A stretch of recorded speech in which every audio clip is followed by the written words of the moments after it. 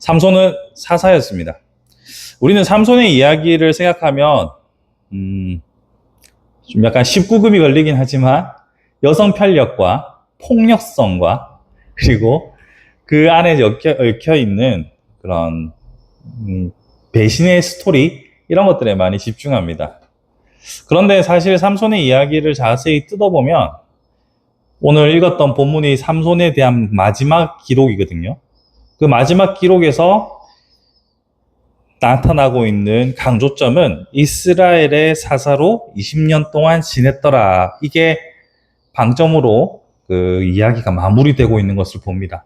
그러니까 삼손은 이런 일이 있고 저런 부침이 있고 이런저런 서사가 있지만 결국 그는 사사였다라는 것을 성경의 저자는 강조하고 싶었던 거라고 봐요. 삼손, 이 사사라는 직책을 하나님께서 이스라엘 백성 12명 혹은 13명에게 맡기셨을 때 각자 다 개성이 독특했고 또 각자의 서사들이 있지만 삼손처럼 이런 큰 힘을 받은 적은 없었습니다. 역사상으로도 유일한 존재죠. 자, 그런데 이 직분에 대한 책임이 얼마나 없었으면 삼손이 했던 모든 일들에서 정말 자기 중심적으로 살아가는 것을 보게 됩니다. 오늘 우리가 읽진 않았지만 사사기에 나와 있는 삼손의 스토리에서 여자 문제가 3번 나오는데 셋 다 블레셋 여자예요. 그리고 삼손이 전쟁을 치르는 적국도 블레셋입니다. 그리고 삼손이 활동하는 주무대도 블레셋입니다. 근데 이 활동은 이스라엘 국가를 위한 활동이 아니라 자신의 향락을 위한 이 활동의 무대를 말씀드리는 거예요. 자, 그러니까 삼손은 직책은 사사였지만 거기다가 특별한 힘도 받았지만 철저하게 직분에 대한 책임감을 방기한 채로 자신만을 위해서만 살았습니다. 그리고 힘을 쓸 때도 보면 나귀 턱뼈로 1000명을 죽인 사건을 여러분 기억하실 거예요. 이때도 민족적인 사명감이라든지 혹은 여호와께서 내게 허락하신 힘을 통해 적을 섬멸한다 이런 개념 아니에요. 그냥 자기 기분이 나빠서 죽이는 거예요. 그리고 큰 성의 문짝을 뜯어내는 일도 있습니다. 이것도 자기가 기생집에 들어갔다가 적들이 기습하니까 열받아서 문짝을 뜯어요. 사자의 입을 찢을 때도 블레셋 여인 만나러 가는 길에 한 일입니다. 그러니 삼손이 그가 받은 힘을 가지고 사사의 직분에 맞는 공적으로 사용한 적이 없습니다. 이런 역사를 봤을 때 삼손이라는 인물이 가지고 있는 그 직책에 대한 반기는 이루 말할 수가 없는 지경에 이르렀습니다. 이런 그의 행동을 보면 하나님께서 그를 맨 처음 부르셨을 때의 모습을 생각해 보게 됩니다. 오늘 읽진 않았지만 제가 찾아서 읽어드릴게요. 15장에 보시면 처음 삼손의 이야기가 시작될 때 14장에서 삼손을 부르실 때 하나님께서 하셨던 말은 이렇습니다. 블레셋 사람들의 손에서 이스라엘을 구원하기 위하여 그를 불렀다라고 합니다. 자, 여러분, 우리 아이들의 설교에서도 말했지만 하나님께서는 우리를 부르시고 우리에게 모든 삶을 영위할 수 있는 환경을 주시면서 우리에게 요구하는 바가 분명히 있습니다. 사실 하나님께서 우리에게 요청하는 바가 무엇인지 우리는 죽을 때까지 완전히 다 알지 못할지도 모르겠습니다. 저도 강대현이라는 이 목사가 하나님께서 저에게 맡겨주신 사명이 뭔지 다 완전히 알지도 이해하지도 못하고 완수도 못하고 죽을지도 모르겠습니다. 여러분도 마찬가지일 거예요. 하지만 한 가지 확실한 것은 하나님께서 우리를 그냥 심심해서 허투루 세상에 보내시진 않았다는 사실이죠. 그리고 우리는 그것을 알기 위해서 또 그대로 행하기 위해서 끊임없이 노력해야 합니다. 왜냐하면 삼손이 그랬던 것처럼 우리는 틈만 나면 나 자신을 위해서 살아가기 때문이죠. 우리가 이 사실을 잊으면 안 됩니다. 사람은 누구나 다 이기적인 존재고 누구나 다 측은지심이 있을지언정 궁극적으로는 자신의 이익을 우선으로 살아가는 연약한 존재입니다. 그건 어쩔 수가 없어요. 내가 누군가를 깊이 사랑하지만서도 또 나의 안정과 나의 안녕이 먼저 생각나는 것이 자연스러운 일입니다. 근데 이것이 극대화되면 하나님께서 내게 맡겨주신 사명에 대해서는 망각한 채 나의 필요로만 따라서 살아가게 되는 겁니다. 그렇게 살아갈 때 우리가 삼손을 이야기하면 많이 욕들을 하잖아요. 여자 문제로 시끄러웠고 자기 마음대로 살았고 나시린으로 부름받았지만 하나님의 말씀은 내팽개치고 결국은 머리도 잘리고 힘도 잃고 그런 모습들을 생각하잖아요. 이게 남의 일이 아닐 수 있다는 겁니다. 즉 우리에게 주어진 것들로 나 자신을 위해 살아간다면 우리는 삼손의 길에서 크게 벗어나지 않는, 크게 다를 바 없는 똑같은 성정을 가진 연약한 인간이라는 사실을 기억해야 하는 거죠. 그래서 우리는 구해야 합니다. 하나님, 내가 나의 이기심에 따라 이끌려서 내 책임을 방기하지 않도록 도와주십시오. 직분이 크든 작든, 내게 주어진 사명이 크든 작든 그 사명 죽을 때까지 잘 감당하고 가볍고 즐겁고 가뿐한 마음으로 주님 앞에 돌아갈 수 있는 날을 소망해야 하는 것이 우리의 숙제입니다.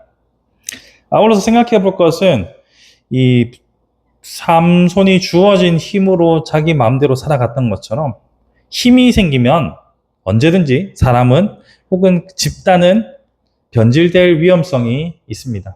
만약 삼손이 그만큼의 힘이 없었으면 블레셋을 제 집 안방처럼 드나들면서 자기 멋대로 활보할 수 있었겠습니까? 그래도 명색이 적국인데 거기 시내를 마음껏 활보하고 다닐 수 있었던 것도 자신의 힘에 대한 확신이 있어서겠죠. 이처럼 주어진 힘으로 우리가 무엇을 하였는가는 매우 중요한 문제입니다. 아까는 제가 이기심이라는 개인적인 차원에서 말씀드렸다면 더 나아가서 교회적인 차원으로 우리는 또 함께 고민해 봐야 합니다. 여러분 서울에 사랑의 교회 가보셨어요? 사랑의 교회 아직 저도 안 가봤는데요. 엄청 크고 화려하고 비쌉니다.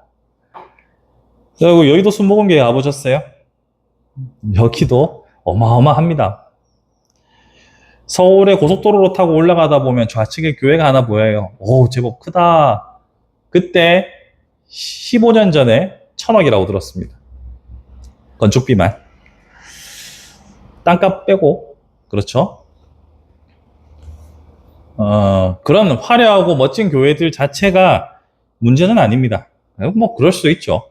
교인이 많고, 돈이 그만큼 되면 그렇게 건축할 수도 있습니다. 그렇지만 역사를 통해서 우리가 되짚어보면 가장 화려했던 성전들 또 성당들이 세워졌을 때 교회가 무너졌습니다.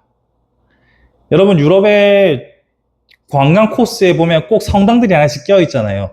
피렌체의 두오모라든지 로마의 베드로 성당이라든지 뭐 이런 성당들이 있잖아요.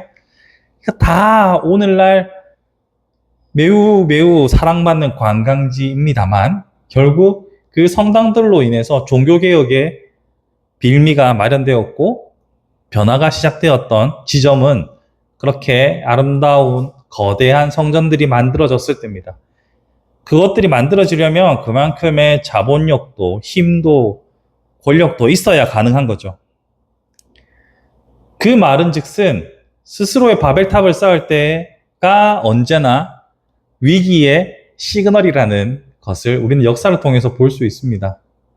가장 화려한 종교적 건축물이 세워졌을 때 그 종교는 정점이자 쇠퇴기의 시작이라고 일반적으로 우리는 이해합니다.